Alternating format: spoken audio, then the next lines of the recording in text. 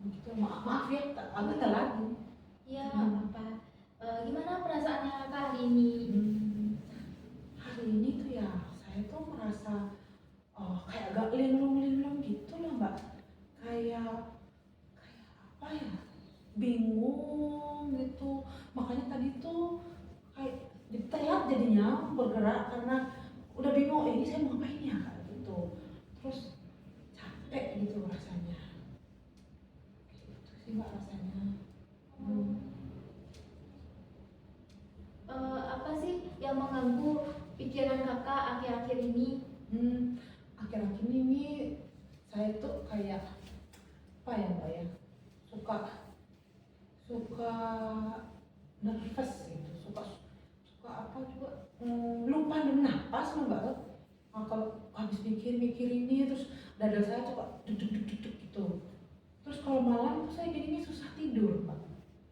Gitu. Saya tuh tidurnya kalau malam itu bisa jam 2 atau jam 3 gitu. Bangunnya ya otomatis merasa berusuk juga ya karena telat ya. Tuh. Kalau boleh tahu itu setiap hari ya terjadi Kakak susah tidurnya jam 2 pagi. Iya, benar. Sejak apalagi sejak saya sekarang kuliah, saya sekarang kan kuliah ya Mbak ya. Sejak saya kuliah tuh saya tambah telat lah saya tidurnya sekarang. Dan saya bangunnya itu jam 7 gitu kan, atau jam 8 gitu. Kalau weekend saya bisa lebih lama, tapi kalau weekend kan pembantu saya libur. Jadi anak-anak tuh pagi udah kelaparan, mama mama bangun gitu kan. Jadi walaupun masih mau tidur lagi ya udah merasa bersalah gitu kan ya. Gitu sih Mbak.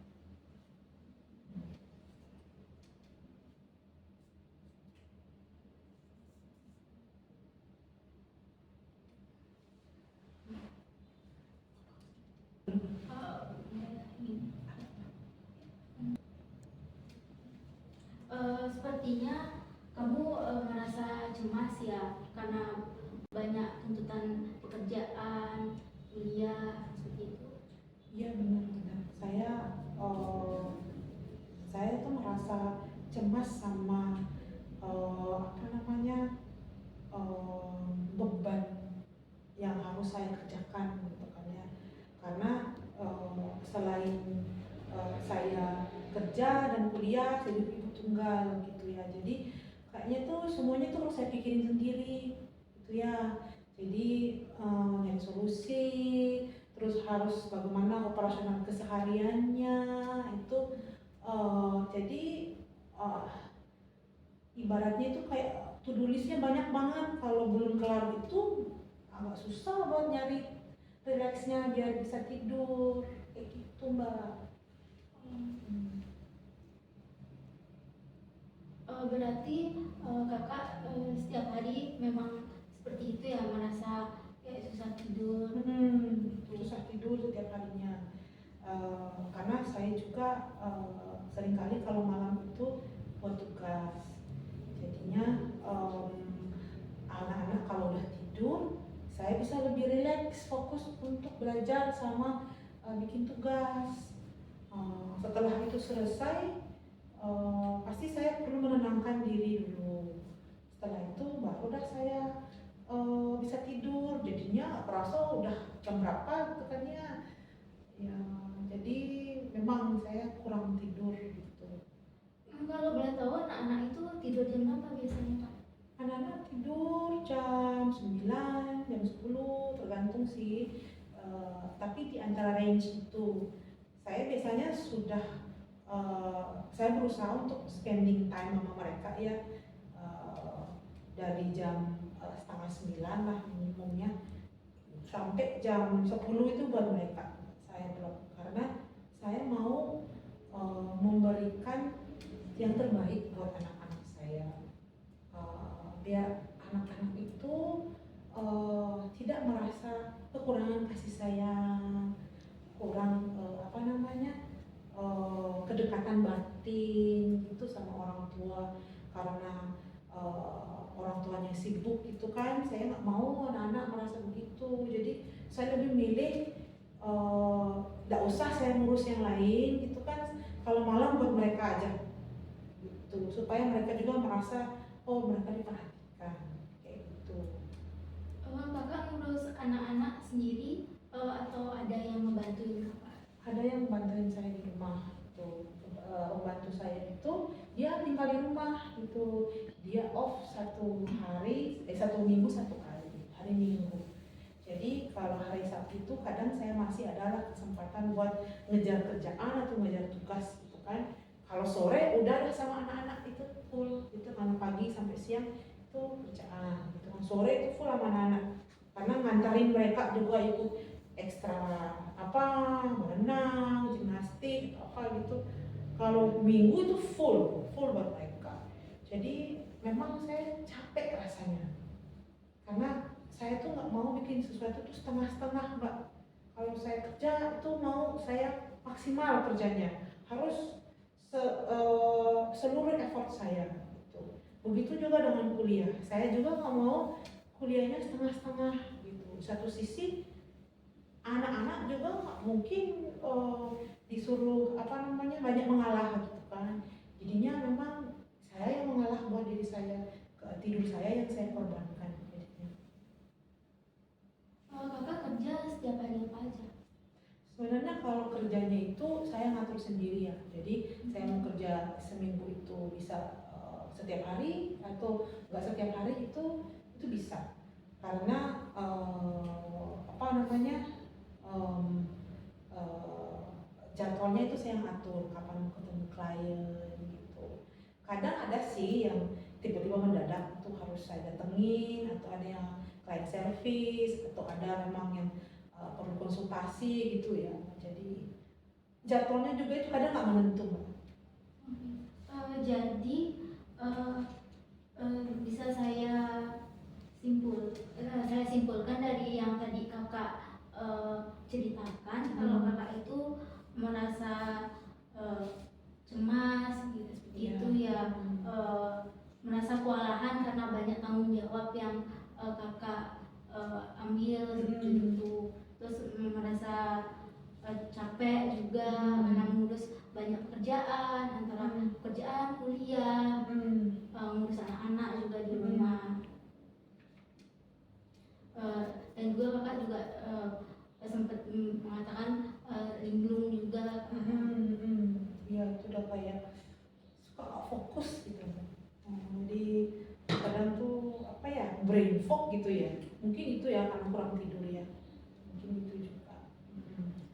Kalau boleh saya tahu kurang fokus itu karena apa ya Kak? Ya karena itu lah kurang tidur, sama saya tuh kadang kalau lagi ngerjain ini mikirnya yang lain kadang gitu. Jadi karena berhubung kerjaan itu waktunya saya yang ngatur, jadi kadang itu yang mestinya saya ngurusin tugas gitu, saya malah ngurusin kerjaan gitu. Jadi tuh kadang pas giliran mau kuliah gitu masih ngurusin kerjaan, pas giliran sama klien itu masih mikir tunggu kuliah saya gimana tadi, ini tugasnya harus bikin apa. Jadi kadang linglungnya di situ tuh kayak membagi fokus, men-switch dari ini ke sini itu exhausting banget rasanya. Dari peran ini, dari tugas ini itu exhausting. Jadi saya tuh nggak tahu gimana ya caranya biar saya nggak terlalu lelah ya. Saya tuh kayak mau cari solusi kayak macam apa supaya saya tuh bisa nggak terlalu kelelahan walaupun ya tidur saya kurang gitu ya. Tasnya bisa susah, nanti nambah sakit jadinya. Mungkin itu juga penyebabnya kenapa kakak bisa sering linglung, sering susah untuk fokus juga. Ya karena kurang tidur ya, jadi susah untuk fokusnya. Ya bener itu mbak. Saya sadar ya itu gimana ya bagusnya ya solusinya ya. Jadi saya tuh masih mikir-mikir gimana cara menangani ini keadaan yang kayak gini. Kakak udah pernah nyoba buat jurnal mungkin sebelumnya Jurnal apa itu, Mbak? untuk kayak nginin kegiatan kakak sehari-hari gitu, untuk mencatat kegiatan kakak apa gitu. Belum sih, belum sih. Oh, jadi saya bikin jurnal untuk apa namanya, mengatur jadwal saya gitu maksudnya. Oh, itu ya sering sering gitu. Kayak bikin to do list gitu ya maksudnya, Mbak ya? Ya, Iya, ya, ada. Tapi tetap sih banyak juga kerjaan saya, mau gimana juga. Gimana caranya bisa terbantukan itu ya?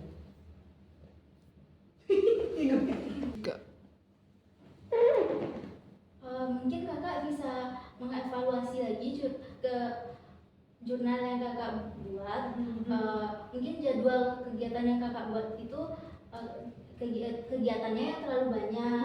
Mungkin bisa kakak pindah di hari besok atau 2 harinya lagi, supaya tidak menumpuk, agar kakak juga malamnya itu mungkin bisa setelah meniduri anaknya kakak bisa tidur. Kalau misalnya ada tugas kuliah, kakak bisa kerjain di besok paginya agar kakak bisa lebih fresh mengerjakan.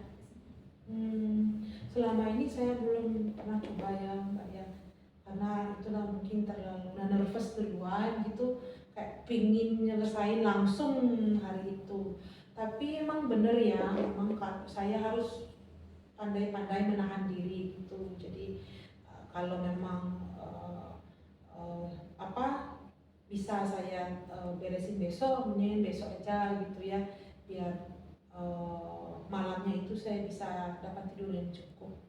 Iya, iya. Sama ya itu dah Mbak. Kalau mau dipikir-pikir ya, dari kegiatannya saya itu, kalau saya pikir jurnal semingguan yang saya biasa catat ya, ada sih sebenarnya hari yang saya bisa sendirian gitu ya.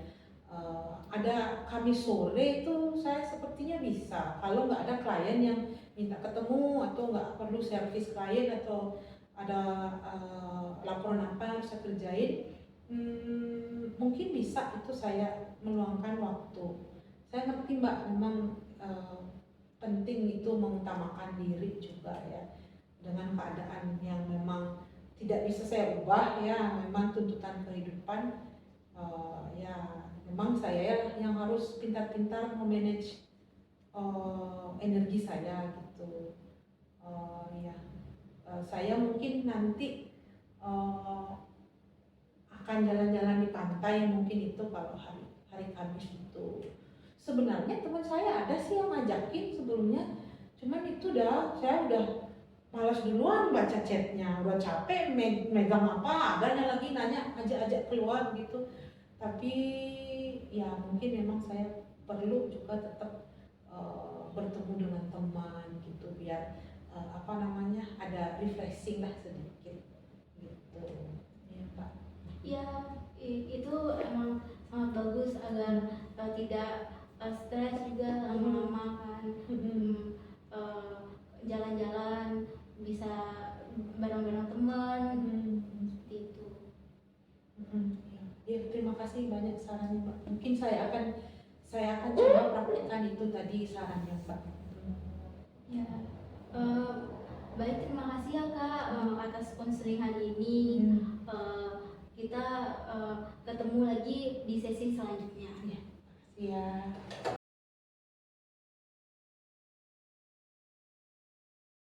Ada yang bingung dengan perasaan. Oke, ya. Silakan. Halo, ya, silakan duduk. Ya. Naik apa ke sini? Motor ya. Gimana? Kena macet? Enggak begitu. Oh, iya.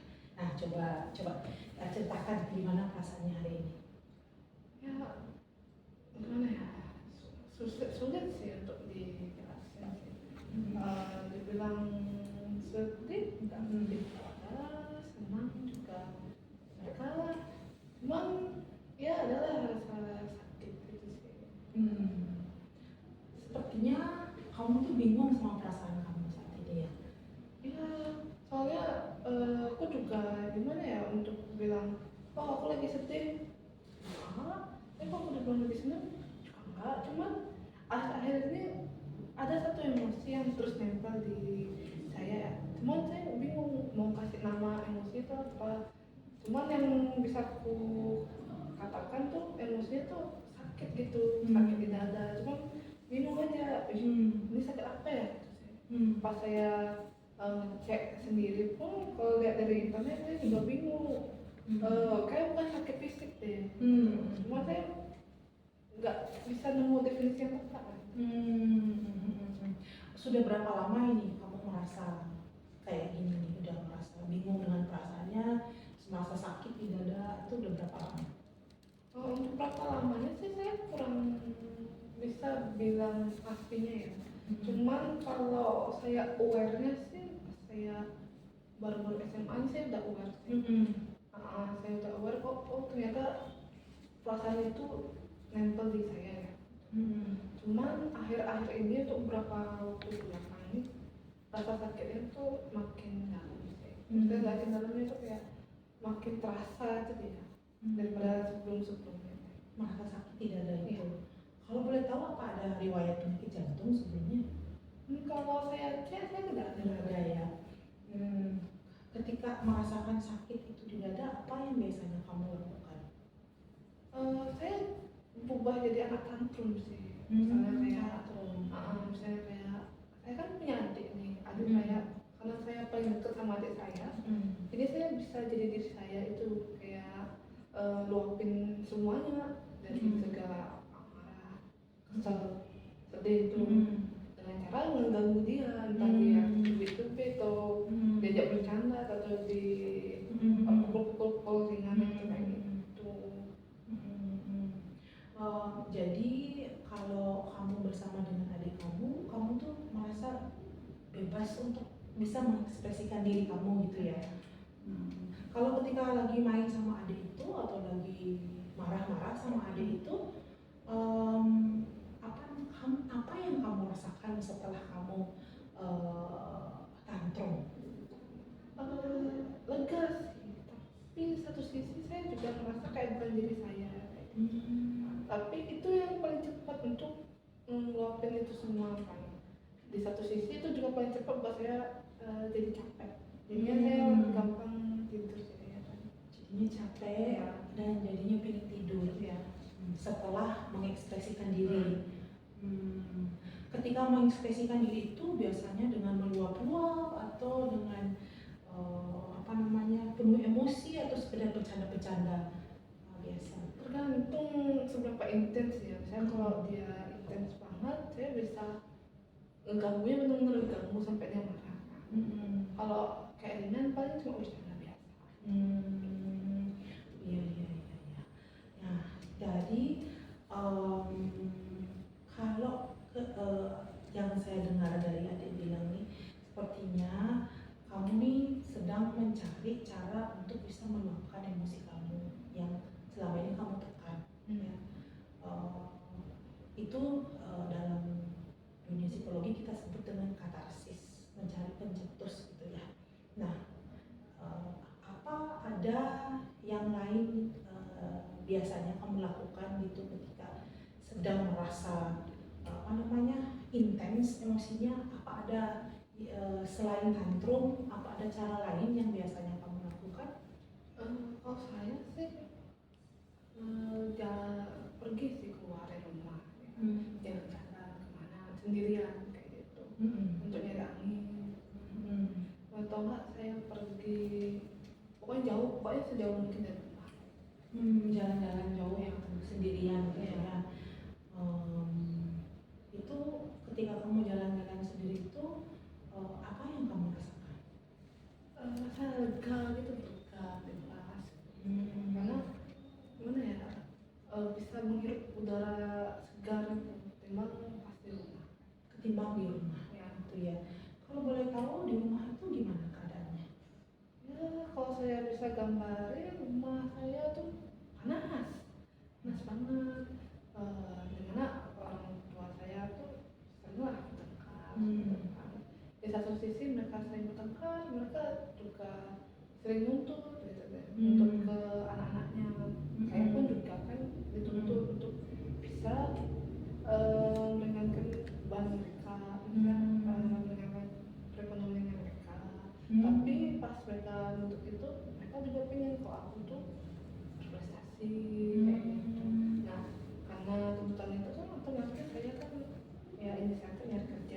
Nah, masalahnya di pekerjaan saya saat ini itu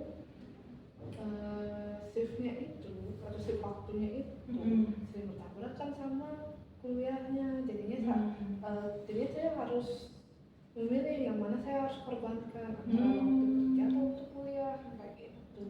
Karena mungkin saya bolos kerja karena makanya saya lebih sering bolos kuliah dan itu buat diri saya hancur. Jadinya prestasi akademiknya menurun gitu Iya. ya.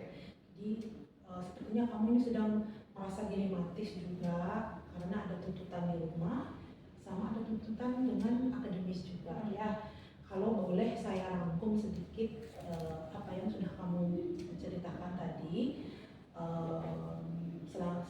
saat ini kamu sedang bingung dengan perasaanmu dan kamu merasa juga merasa sakit di dada gitu ya, dan kamu ingin meluapkan perasaan sakit itu dengan cara marah-marah gitu ya, dengan cara pergi keluar dan ingin meringankan beban yang kamu rasakan. Nah, kalau dengar dari yang sudah kamu ceritakan, beban yang paling besar kamu rasakan itu adalah dari rumah gitu ya, karena menghadapi tuntutan dari orang tua, tuntutan ekonomi, dan juga tuntutan akademis ya. Jadi kalau dari yang kamu ceritakan, saat ini kondisi rumah itu sangat tidak kondusif gitu ya. Kamu merasa tidak nyaman di rumah itu. Nah, yang kamu rasakan kalau kamu di luar rumah itu kamu merasa lebih bebas ya, seperti yang kamu bilang. Saat ini sudah umur berapa ya? Kalau saya sih di tahun ini umurnya 22 tahun. 22 tahun. Jadi pekerjaannya masih terus dilanjutkan? Iya. Masih ya. Kuliahnya sudah semester berapa sekarang? Sekarang saya sudah di semester 4. Semester 4. Oh ya, oke. Berarti sudah mulai semakin berat bahan perkuliahannya ya. Ya, saya bisa mengerti kalau memang ini membuat kamu merasa kelelahan. Ya, memang kondisinya tidak mudah untuk dijalani. Gitu. Kalau menurut kamu ya, tuntutan orang tua kamu ini apakah bisa kamu negosiasikan dengan orang tua? Bisa dibahas? Menurut saya sih enggak, soalnya orang tua saya tipenya agak strict sih. Itu yang buat saya kesal mereka. Marah dengan gimana ya, mereka juga keras kan, jadinya ya gitu, sama-sama keras gitu. Cuman karena saya saya lebih suka untuk damai, jadi kadang saya lebih senang menghindari ya. Jadinya malah menghindar ya. Terus menurut kamu orang tua ini tidak bisa diajak kompromi gitu ya, dengan keadaan gitu. Kalau melihat situasi yang kamu ceritakan ini memang cukup kompleks ya, karena dari faktor eksternal gitu. Memang agak susah kita berdamai dengan tuntutan orang lain ya gitu. Nah, kalau boleh saya tahu, apa sih yang menurut kamu rasakan? Apa yang menurut kamu bisa kamu lakukan untuk dirimu sendiri? Kalau saya sih pengennya kok bisa ya keluar dari rumahnya itu, sejauh-jauh mungkin sih mereka, dan mencoba menjalani hidup saya lebih tenang gitu. Saya bisa mengerti itu. Kalau di rumah itu orang tua sering bertengkar ya, saya bisa mengerti kalau kita ingin keluar dari rumah yang tidak nyaman itu ya. Apa sudah pernah bahas dengan orang tua kalau kamu pengen ngekos, pengen tinggal sendiri? Nggak pernah sih, karena saya nampak kok mereka tuh nggak bakal kasih, Mereka nggak akan kasih gitu. Makanya saya sih sebenarnya udah ada planning sih, diam-diam lah. Cuman masih belum terrealisasi aja. Seumpamanya kalau nilai prestasi kamu membaik, apa pernah kepikiran untuk coba negosiasi dengan mereka. Kalau melihat prestasi kamu baik, mungkin bisa keluar dari rumah. Kalau dengan persyaratan prestasi bagus, kerjaan juga jalan gitu. Saya rasa sih mungkin bisa selama selain prestasi mungkin juga biaya hidup saya sendiri, karena orang tua saya nggak mau kalau saya keluar berarti saya biaya hidup saya sendiri. Berarti kalau keluar dari rumah itu dengan catatan sudah bukan tanggungan mereka. Iya. Nah, bagaimana menurut kamu dengan situasi semacam itu? Di satu sisi saya tambah marah sih, otomatis merasa saya ini nggak ada nilai di mata mereka kan. Jadi cuma sebatas alat lah untuk mereka kan. Dengan catatan saya harus nurut, makanya mereka mengakui kan. Tapi di satu sisi saya nggak mau terus-terusan di sana, makanya saya mesti keras untuk tetap keluar gitu. Dan saya memutuskan untuk gue saya keluar. Tapi struggle-nya saya itu adalah di sisi resource-nya saya, karena saya pulang di segi pendanaan, karena kan hidup sendiri itu nggak mudah kan, karena ya bisa dibayangkan perempuan seusia saya kan untuk pertama kali keluar setelah bertahun-tahun di rumah, harus menghadapi dunia luar. Dan sebenarnya bukan takut karena dunia luarnya sih, tapi lebih ke apakah nanti saya bisa survive kan nanti. Ragu dengan kemampuan diri gitu ya. Cuman di satu sisi saya ragu, saya merasa percaya diri bahwa lebih baik saya ngadepin itu ketimbang ngadepin orang tua. Dalam pikiran kamu itu lebih bisa menghadapi tantangan hidup dibandingkan harus terus tinggal di rumah gitu ya. Itu yang kamu rasakan. Tantangan untuk tinggal mandiri sendiri itu masih lebih bisa kamu hadapi gitu kan ya. Toleransi. Kamu bisa toleransi, ya saya bisa mengerti. Sebagai perempuan saya bisa mengerti itu, kita ada keraguannya, apalagi masih muda gitu ya, dan belum punya kemapanan secara finansial. Itu saya bisa maklumi itu. Dengan kemantapan hati untuk membuat keputusan itu memang butuh waktu. Itu saya bisa mengerti. Nah, kalau menurut kamu berarti kamu tetap akan lanjut untuk kerja gitu ya? Iya, saya sebenarnya gimana ya, walaupun saya kesel juga kadang-kadang kan harus kerja. Di satu sisi saya juga pengen kuliah lah fokusnya, cuma hasil yang saya dapatkan tuh dari kerja saya dari uang gitu. Membuat saya merasa bahwa nggak ada salahnya sih selama itu membantu saya untuk survive dan membantu saya untuk bisa berkuliah. Itu sih. Jadi kamu ikhlas menjalani bahwa memang kuliah dan kerja itu akan kamu jalani. Iya. Asalkan itu mau membantu saya untuk survive dan keluar dari rumah. Saya bisa mengerti. Kalau dari yang sudah kamu ceritakan ya, sepertinya kamu terkendala dengan mencari jalan untuk bisa kerja yang tetap bisa membuat kamu menjalankan kuliahmu dengan baik juga. Kalau kamu tertarik ya, saya punya beberapa tawaran pekerjaan, mungkin kamu bisa coba. Ada beberapa teman saya yang kebetulan ya lagi membutuhkan asisten sama resepsionis di klinik mereka. Jadi kamu coba hubungin, saya nggak bisa janji tapi coba dulu hubungin ya. Itu. Dan berikutnya juga kalau kamu bisa memperbaiki prestasi, nanti bisa coba juga apply ke beberapa beasiswa. Kebetulan saya punya beberapa informasi, ada di folder saya di situ. Ini setidaknya bisa mungkin menjadi strategi ya untuk bagaimana kamu sudah yakin kan ingin kerja, ingin dan kuliah.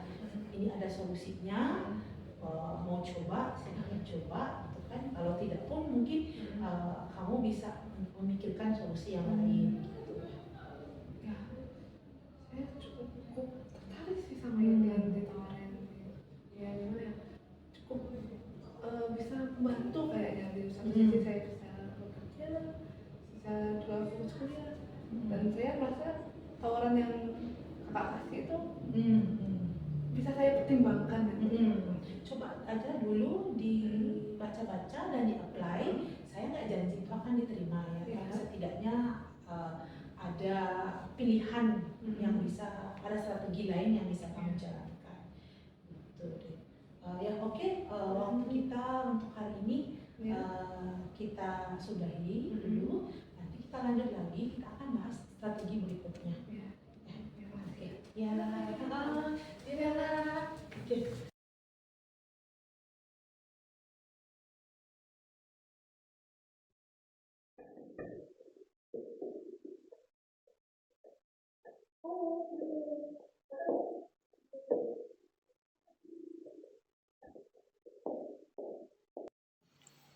Halo, selamat siang. Bagaimana kabarmu hari ini? Kabarku hari ini baik. Kamu kesini naik apa? Aku kesini naik motor. Macet kah? Lumayan macet. Bagaimana perasaanmu hari ini? Akhir-akhir ini perasaanku itu kurang baik. Aku merasa cemas karena mamaku tuh sering nuntut aku untuk berusaha ngobrol sama sepupuku. Karena setiap ada acara keluarga itu aku nggak pernah ngumpul. Karena aku tuh males ngobrol sama orang banyak. Aku tuh lebih suka diam di rumah, diam di kamar. Kalau boleh tahu ya, apa sih yang membuatmu merasa begitu nyaman di kamarmu? Karena aku itu udah terbiasa dari kecil diam di kamar. Dan juga aku tuh nggak terlalu deket juga rumahnya sama saudara-saudaraku yang lain. Kalau gitu, apa sebelumnya kamu pernah berpikiran untuk mencoba kegiatan di luar rumah? Pernah sih terpikir di kepalaku untuk keluar rumah, cuman aku merasa susah kalau ketemu orang banyak, apalagi ke keluarga sendiri. Jadi kalau aku bisa simpulin ya, kamu ini saat ini merasa cemas karena mamamu nuntut untuk kamu bersosialisasi. Tapi di satu sisi kamu merasa kurang mampu untuk melakukan hal itu. Kamu merasa kurang mampu karena kamu merasa takut untuk ketemu orang lain, apalagi orang itu lebih dari perkiraanmu, dan sekalipun orang itu keluargamu sendiri. Seperti itu kah? Iya, seperti itu. Kalau boleh tahu, apa yang membuatmu merasa takut untuk ketemu orang lain? Karena aku itu nggak terbiasa memulai obrolan duluan. Takut salah ngomong. Kalau aku yang diajak ngobrol, baru aku bisa. Tapi kalau aku memulai percakapan duluan itu kayak susah gitu. Saya bisa memahami rasa takut yang kamu rasakan ketika bertemu orang lain. Saya juga bisa paham rasa cemas yang kamu rasakan ketika orang tuamu, terutama mamamu, nuntut kamu untuk bisa bersosialisasi. Saya bisa memahami perasaanmu itu. Apa sebelumnya kamu pernah mencoba untuk membangun suatu obrolan dengan orang lain? Saya pernah mencoba untuk mengobrol dengan saudara sepupu saya. Saya menyapa dia duluan dan nanya tentang sekolahnya, udah punya pacar apa belum. Tapi dia hanya menjawab singkat. Setelah itu dia nggak ada buat berusaha untuk nanya balik. Sedangkan untuk di kampus itu saya biasa kok kalau nyapa dan ngobrol sama teman-teman di kampus. Permasalahan ini bisa sih diawali dengan memperbaiki cara kamu untuk membangun suatu hubungan dengan orang lain. Aku sih senang kamu bisa berkomitmen untuk mengubah dirimu menjadi lebih baik. Dan kamu datang ke sini merupakan langkah awal kamu untuk bisa menjadi lebih baik. Jadi Di sesi berikutnya, kita akan mencoba untuk berlatih bagaimana cara membangun suatu hubungan dengan orang lain. Dan saya mengucapkan terima kasih karena kamu sudah mau sharing sama saya tentang bagaimana perasaanmu, dan kamu juga mau terbuka dan jujur apa yang membuatmu merasa cemas, dan saya mencoba untuk membantu kamu untuk bisa menjadi lebih baik. Terima kasih, sesi konseling hari ini bisa saya tutup dan selamat siang.